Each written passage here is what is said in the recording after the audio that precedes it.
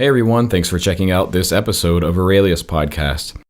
This time around we had a lot of great discussion and practical examples on how to really get at applying user research to building a product strategy, meaning creating the connection between doing user research and those insights and making strategic product decisions or design decisions. We had Melissa Perri as our guest, and she's a healthy mix between both product management and UX, having backgrounds in both. I think this makes her the perfect person to have as a guest on our podcast because of that, especially given the nature of product management today. There seems to be a huge mix of those disciplines happening more and more every single day. And just as a reminder, if you do enjoy the episode, we would absolutely love it if you would give us a rating on iTunes, SoundCloud, Google Play, wherever it is that you listen to us. We are a free and independent podcast, and it helps us a lot in continuing to deliver these episodes to you. And so with that, on to the show.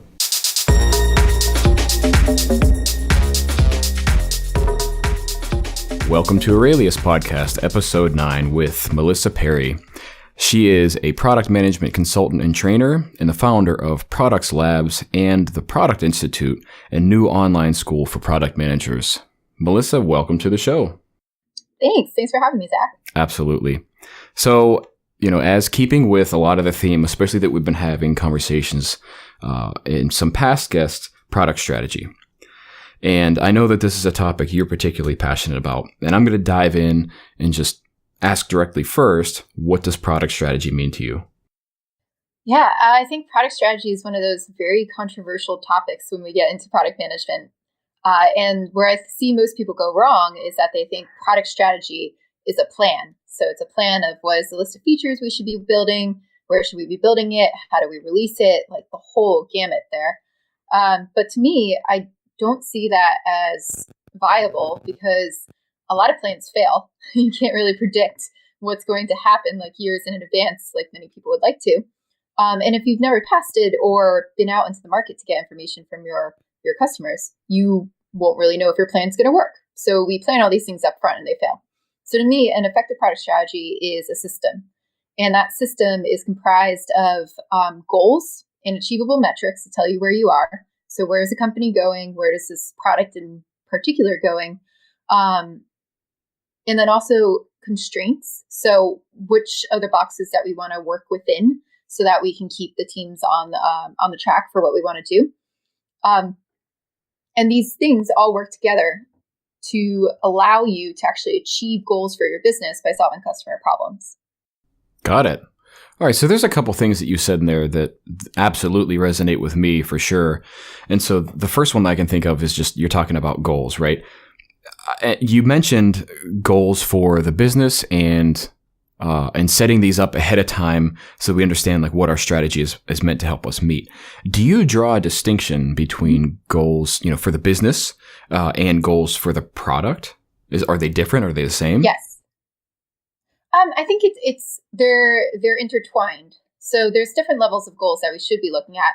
And the thing I forgot to mention is also the vision. So that's actually the high level goal of the company, of that product line, of that vertical, of where are we going? Like what do we want to be when we grow up, right? Where do we want to be in 5 to 10 years? So this is something that's like set by the management. So it's something like, if you are a food delivery startup, for example, do you want to take over the dinner market? Or is your vision more to be like, a Tuesday, Thursday type option where people buy you and they go to the grocery store and you help them learn how to cook? Like, what is your vision for the company that you're actually trying to create? But then underneath it, we have many different levels of goals. And some of those goals are objectives, strategic objectives that the company wants to hit. Things like trying to enter new markets or trying to enter new customer bases, acquire more users, retain more users. It's like high level.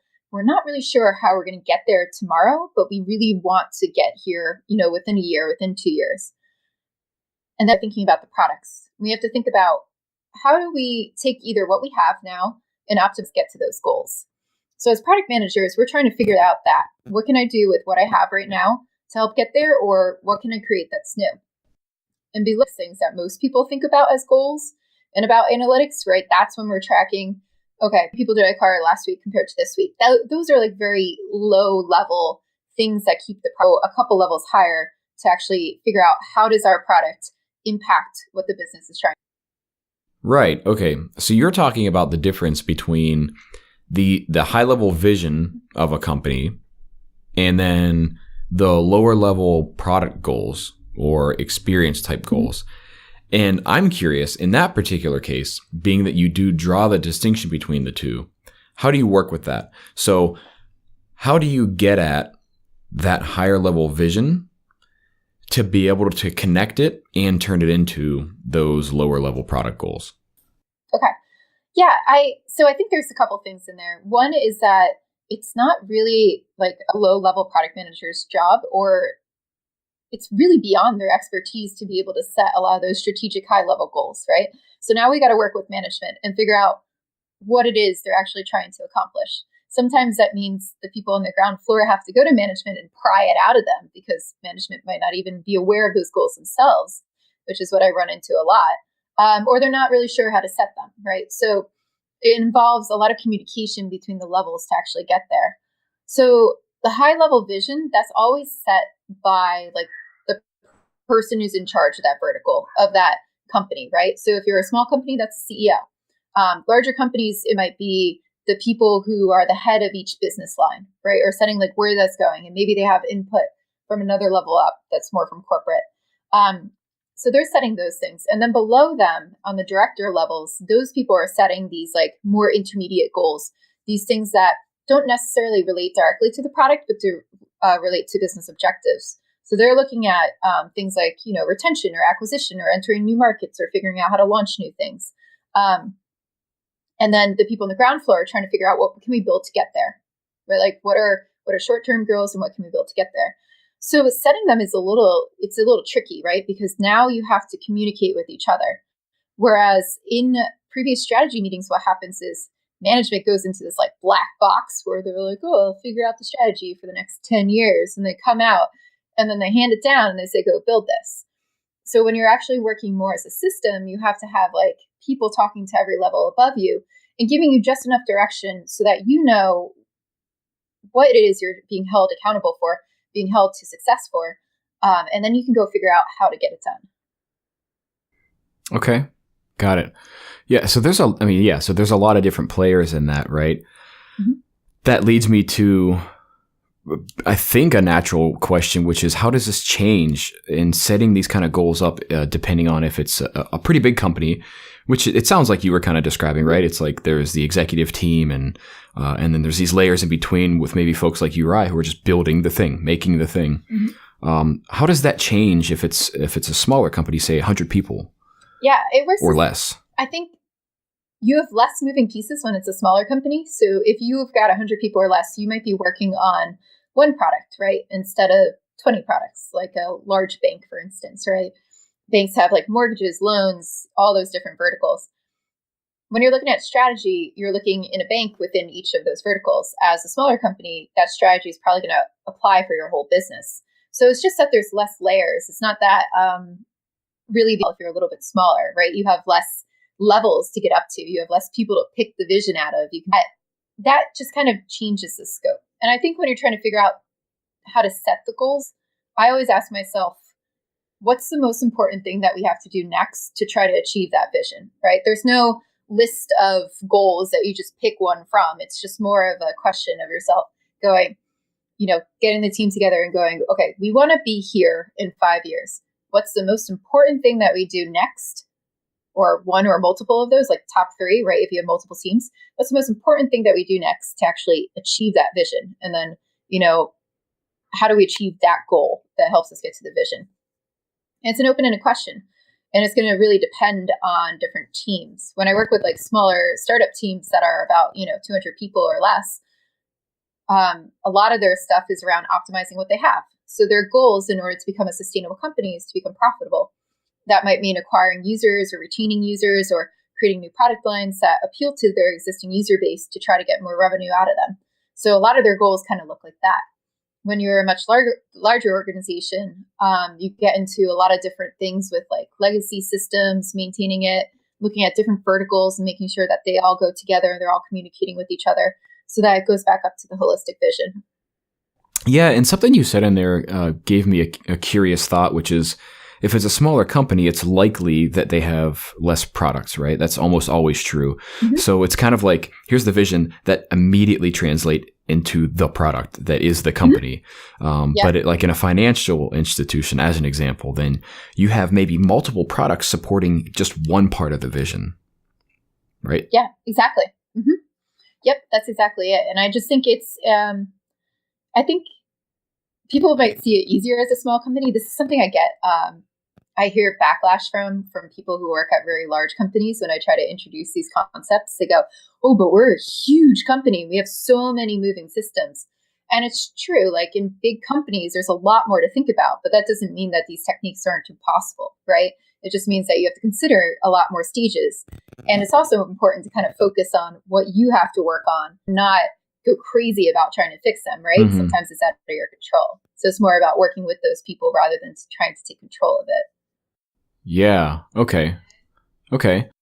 Generally speaking, you should be doing this stuff. You should have an aim. You should have a goal for what it is you're trying to achieve, as opposed to just going and making stuff and hoping it sticks, hoping it has a positive impact. Yep. And obviously, it's important to be doing this stuff. I'm curious, if I were to ask you, what makes up a good goal? What sort of comprises or what elements create a good goal? What would your answer be?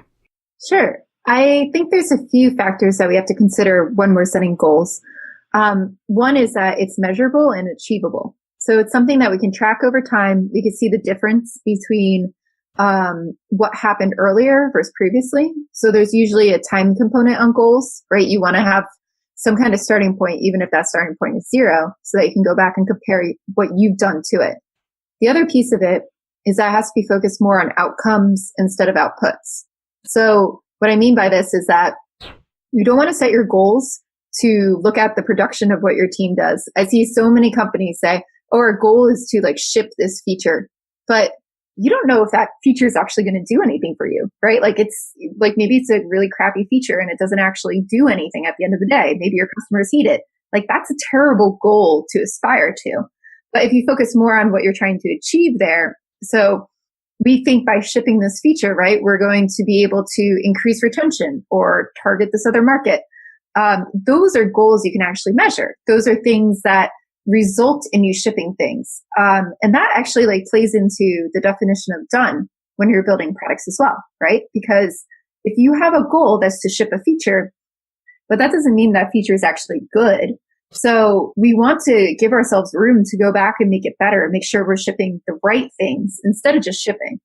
I love the fact that you just said at the end there, make sure that we're shipping the right things, doing the right things. Okay. That's so critical, what we are about as a company as well, and helping people do the right things. So you're using goals to help you define that, right? Mm-hmm. Could you maybe give us an example of a goal that does not help us, and then, the alternative, one that may? Outputs don't help us determine what's the right thing to build. Anything that gives us a deadline on, we're going to build a platform for our sellers. That's not a good goal, right? Mm-hmm, mm-hmm. We're going to allow our sellers to become more productive. That's a good vision. And we want to measure that by decreasing the amount of goal you can measure. You can release 12 features to do that. You can release an email to do that, right? At what I can achieve for the business. So when we think about the right thing, I think it goes back to 2 things. Product strategy, product management, all of that. It's the art of reaching business goals by solving customer needs. But they should be what we want to achieve for both of those things. It should be, how do we want to empower them? How do we want to solve their problems? And I think that gets lost a lot. We're going to deliver value, right, to our customers when we release this product. And it's no, that's not value. They don't get value in a thing. They get value when they solve their problems. Awesome. So this is actually a good place to point out that we are working on Aurelius version 2, which is going to be the smartest user research and insights platform for design and product teams. You can actually go to our website, www.aureliuslab.com, and sign up for updates on our progress and get on the waitlist for beta access to check it out whenever we release that. But let's get back to the episode. And so, learning that value, that's learning from people or your customers, whatever you call them. It's user research. That's how you learn about what value is for them. Mm-hmm. There's people we hope to get money from as a business. We should be doing something that is valuable to them, but we need to understand what that is. Step one is probably have very good goals. So not only have a mission and try to articulate that in a way that we can set product goals to help meet that vision, right? Where does this customer understanding come into play? How do we work with that in product management, building products? Yeah. So this is, so when I teach this, I say step one is set a goal. Step two is go understand and empathize with your users to figure out what problems you can solve for them to help reach that goal. Now, this is where it gets tricky in product management because I feel like people do this so wrong. They want, they're just going to give us a laundry list of things. And I'm like, well, you shouldn't be asking customers what they want. You should be asking customers what their problems are. So you're getting them saying, are you happy with this? Why not? What can I build you instead? Instead, you're asking this, what's your goal? What does the end result look like to you? Like, what do you get out of this when I solve this problem? How happy are you going to be? This type of questioning allows you to focus more on the needs. So when we have a goal, we can go explore all those problems, explore those opportunities, right? And they don't necessarily, they'll result back to a customer problem, but it's the product manager's job, whole product team's job, right? I'm very big advocate for this whole team working together, but it is these people's job to look at that problem and say, how can we harness technology to solve it? And that they have a problem. Maybe it's just one of those frustrations that you can see. If your customers plan on actually buying your thing, so this is where we kind of get into this kind of debate about innovation and nobody knew they needed the iPhone, but we made the iPhone and it was a big hit. But it came together from there was this need, there was this trend of, we had, one device for music, we had one device for phones. Phones were starting to become more smartphones, that was out there, but they weren't great yet. So Apple swooped in there and they found all the problems, that little gap, right? That opportunity gap between a need and a desire, right? And then for Apple as an example, I hear too many people go, oh, Apple never asks their customers what they want. And it's true, they don't. And you shouldn't either. You should be figuring out what they need. That's the whole point there, is to really focus in on those problems, compare and make that's an opportunity for your company, and then go after solving it. Yes, absolutely yes. Aiming to learn about customer needs, figuring out what your customers need, not asking what they want is a super important distinction there. And, a quick aside about Apple is, they did research. They just didn't call it that, right?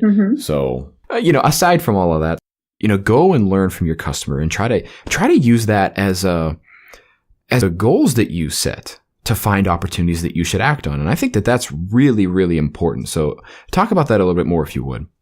Yeah. So there's two things in there, right? So when we go out to explore different problems, I see companies not spend enough time doing this. One, because they're so focused on building, right? They don't see progress step. So what I do with the goals is the goals are kind of guardrails, right? To keep these teams on focus. They relate back up to the high strategic things that our company wants to achieve. So when we're looking at customer problems, right, we evaluate them like an innovative new product. We want to go for those crazy gaps and opportunities, right? For example, I was working with a company earlier this year and we were trying to acquire more users. So we dug into, the data.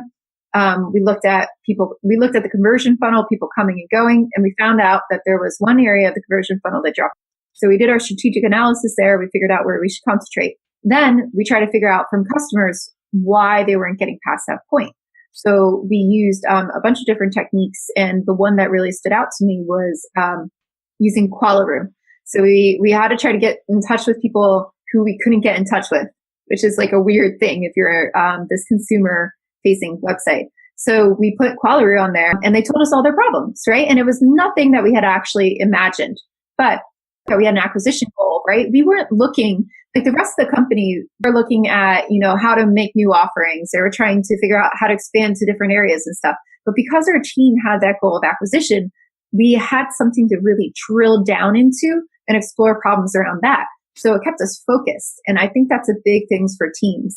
Without a goal, you can't focus. You don't know what to explore your goal. It's just that might not be the biggest priority to solve them. maybe it's something you found that's insane and you want to change your entire strategy for it, but it's not normally that.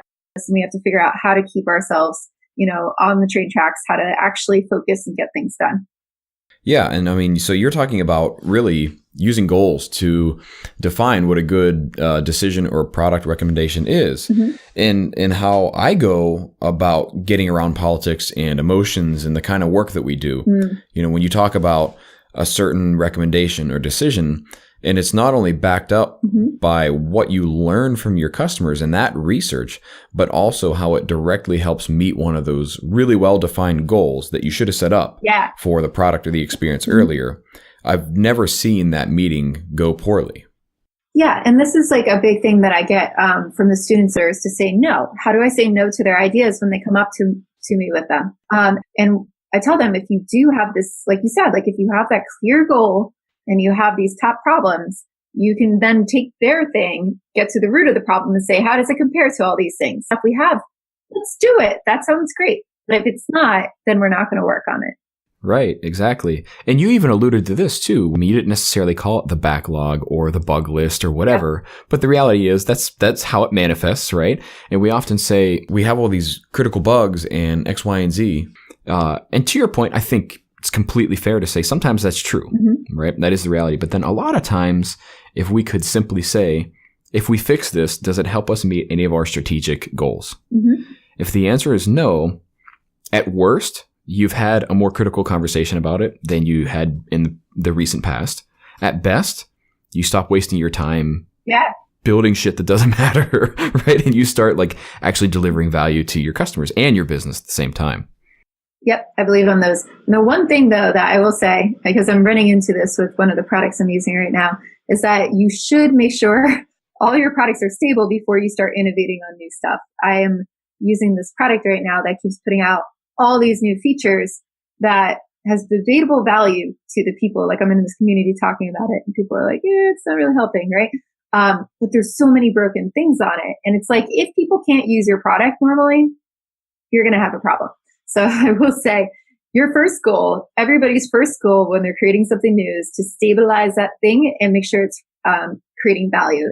Yeah, I mean, it's kind of like the Hippocratic Oath, right? Like first, do no harm. I mean, make sure the thing that you built can deliver the value and be stable. Exactly. Okay, so I want to ask, it's kind of, if we're doing this stuff, I mean, what should a product strategy look like? I mean, is this something that we create? Is these just conversations that we should have? The question of what are we doing and why? Having good answers to that, and it always should be, here's what we're doing, here are the goals that help us meet, and here's the answer to why, because this is what we learned from customers, and here's how it's good for our business. Exactly. And I think it's like, that's a template I start with, and every company needs something a little bit different. Along with product strategies, I tell leaders to also provide guardrails, right? I feel like in order to work this way, you need a new leadership style. You need leaders who get out of the team's way, set those goals, and then let them go figure out how to get there instead of dictating what features they should be doing. You have to be more of a guide for them, right? Like somebody they can go talk to, bounce ideas off of, but not somebody who's going to hold their hand to the fire to build something. So they're usually a little wary about, letting teams go off and do this because they're afraid they're going to mess up. So I said, provide guardrails, right? And guardrails are things that we want to do within our bounds. So guardrails could be something like you must use this create design template that we have, right? Like use these colors, use this style guide, and then you can experiment on whatever you want to as long as it looks like this. And you don't have to get designers sign off all the time. These types of guardrails allow the teams to actually work a lot faster and more independently instead of going through sign-offs all the time. Yeah. Completely. Yeah. I mean, the constraint, and as a designer by trade, I would say those are just working within the constraints that we have, and everybody has them, and they're actually good for making better products. I think that's ending on a really, really strong note. And I'm going to do something that I think out of 9 episodes on the podcast so far I haven't done, is actually even plug what we do. So, I mean, Aurelius is a platform that helps us connect all of these things, our goals for the product and experience, and the research insights we have, and as Melissa even says, the decisions that we make based on all that stuff. So if you're interested in that, obviously, you know where to find us there. Melissa, I want to ask you, is there anything that you want to share with folks who might be listening to the podcast today, stuff that you're working on, stuff that you're interested in? Sure.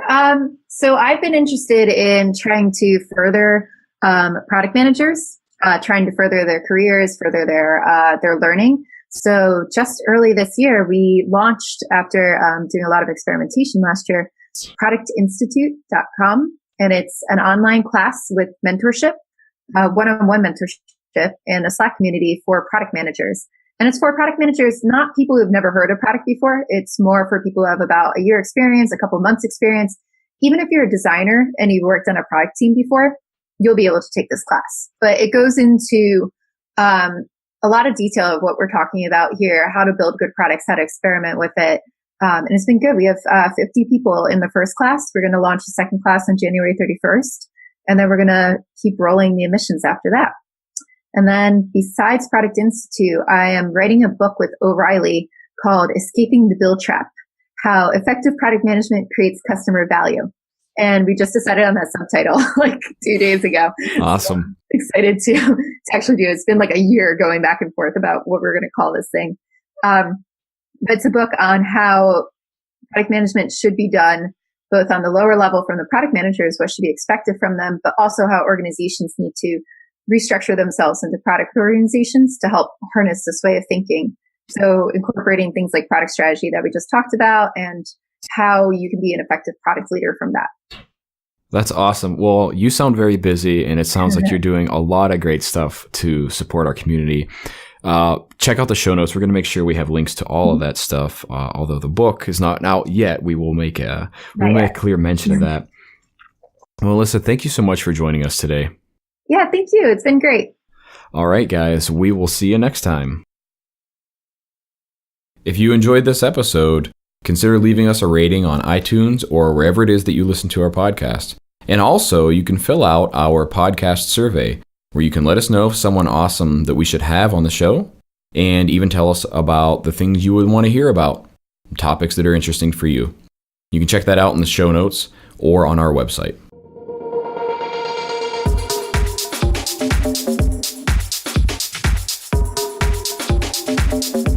Thanks for listening to Aurelius Podcast, talking about product strategy and design strategy. We are the first platform of its kind to help you solve the right problems for your customers and your business and build products and services that truly matter. You can check us out at aureliuslab.com. That is www.aureliuslab.com. You can check us out on Twitter at Aurelius Lab and Instagram Aurelius Lab. We'll see you next time.